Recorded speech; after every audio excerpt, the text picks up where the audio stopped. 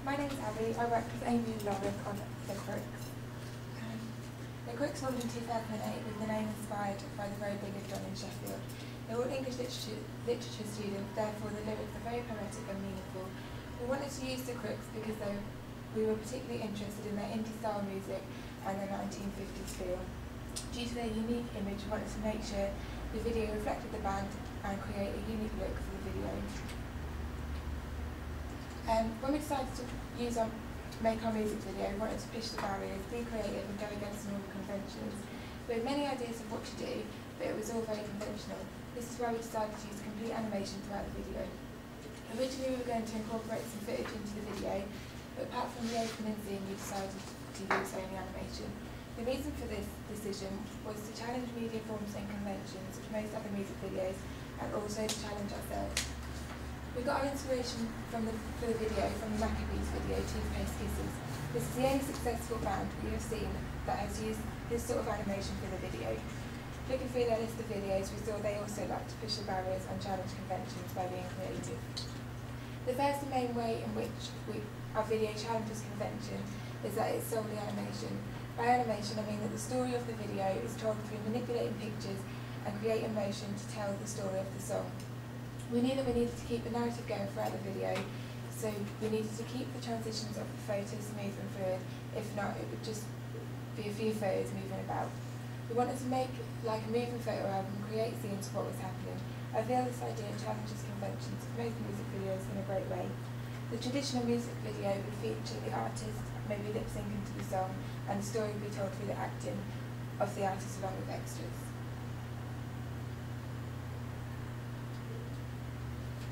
I feel that the photos in our video tell the story of two young people coming together, then the struggle in the middle as the family falls apart, with the happy ending as they get back together. This follows Todorow's theory behind music videos. He calls it the classic narrative. Following this format may mean that we did in fact follow conventions, but we just portrayed it in an unconventional way. It would have been conventional if we had used Todorow's theory and filmed in a studio with the artist, etc. I feel we followed conventions with the narrative, but developed it using animation. Throughout the production task, I've tried to keep a consistent theme throughout my work. The video relied heavily on pictures, black and white images, sepia tones and fonts. Therefore, I have tried to incorporate this into my digipack and magazine advert. I feel that the digipack sticks to the house style and the theme of the video particularly well as I have incorporated many of the images used in the video on my front cover. I decided to create a collage of images for my front cover as I didn't think it would be right to go with the traditional front cover image of the band, as we didn't incorporate an image of the band in the video, therefore it would have looked out of place. I think it was essential to keep the house style throughout all of the material linked with the video, as it keeps a strong theme evident throughout.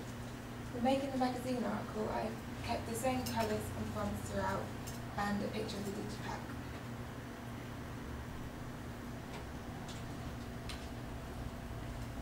The idea of the magazine article was to advertise the digipack, in which the digipack included a video.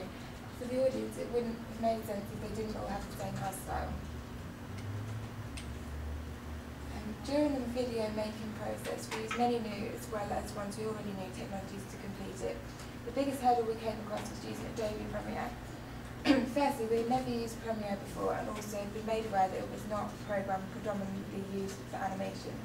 We had to learn many new techniques in Premiere, including how to move, crop, colour change, rotate and scale the images. Another useful tool we found was when we learned how to reverse parts of the timeline. We use this at the end of the video. We want to revise some of the previous footage we've already used. We also had to decide how we would make the video flow, making the objects move across the screen. We did this by using keyframes, as you can see at the bottom. There was many different tools that we did not know about, and at the beginning of making the video, we came across lots of tools simply by trial and error, as we were not familiar with the program. We also used Photoshop, which we'd already used before during our IS magazine project. We used it to remove backgrounds from the photos and crop images to later import in Premiere. We used the video camera to film the opening scene and the end scene of the book. We also use Blogger. We started off using Ning, but didn't really get on with it, so we're back to Blogger. We use this to keep track of all our work, all the pre-production and post-production work, by uploading it onto Blogger. I use Google Documents to help in pre-production. I chose to use Google Documents to create PowerPoints and other documents, as it made it accessible to use from any computer I may be on. It was a simple program and I found it very helpful. I set up a Twitter account to import my tweets onto my Blogger. I used Twitter to update the status of the group and inform people of how we were getting on, how far along the making process we were. Audience feedback has been very positive. I created a survey on SurveyMonkey, and it seemed that the audience believed it's a good idea to use the animation if they thought it fitted in with the style of the song. They all agreed that the indie feel of the band was portrayed well by using animation. It seems that the audience feel that the video is very creative and using the old photos was effective. The majority of feedback on SurveyMonkey suggested that most people expected our video to be shown on music channels and YouTube. I was very happy with this, as the audience obviously believed it has the potential to be shown on music channels with professional videos.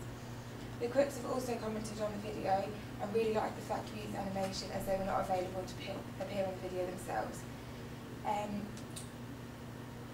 I've not had any negative feedback on the survey, but obviously I know there was things that looking back now, we probably would have changed or made a little bit better, as we know how to use Premiere better now.